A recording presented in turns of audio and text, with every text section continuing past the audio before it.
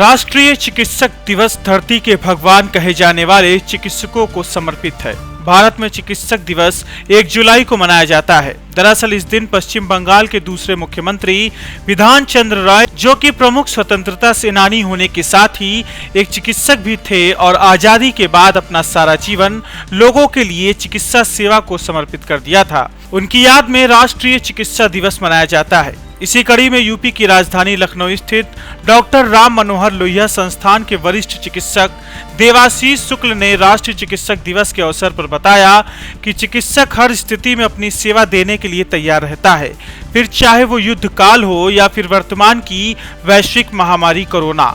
हर समय चिकित्सकों ने मानव जाति के कल्याण के लिए काम किया है और सदैव अपनी सेवाएं समाज को देते रहे हैं। साथ ही बताया कि मौजूदा कोरोना काल की संकट की घड़ी में हमें अपनी मानसिक अवस्था को शांत रखते हुए अपने परिजनों और मित्रों को संबल प्रदान करना है और साथ ही इस बीमारी से लड़ाई में विजय भी हासिल करनी है।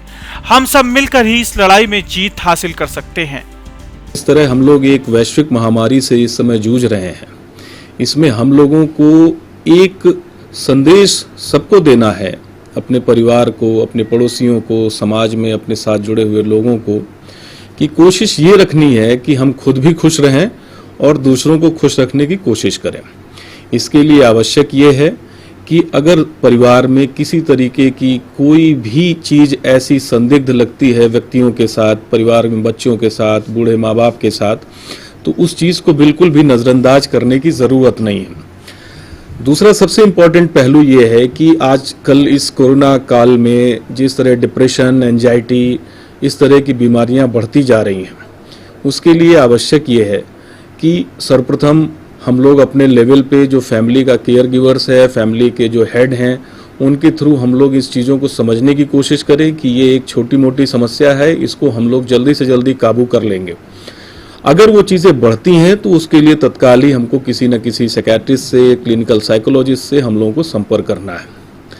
समाज में जिस तरीके से डर कोरोना को लेकर व्याप्त हो गया है, उस चीज़ के बारे में मैं बस ये कहना चाह रहा हूँ कि इसकी 2% की मॉर्टेलिटी है, तो इस मॉर्टेलिटी रेट के हिसाब से हम लोगों को डरने की ज़रूरत नहीं है, हम लोगों को मजबूत रहने की ज़रूरत है।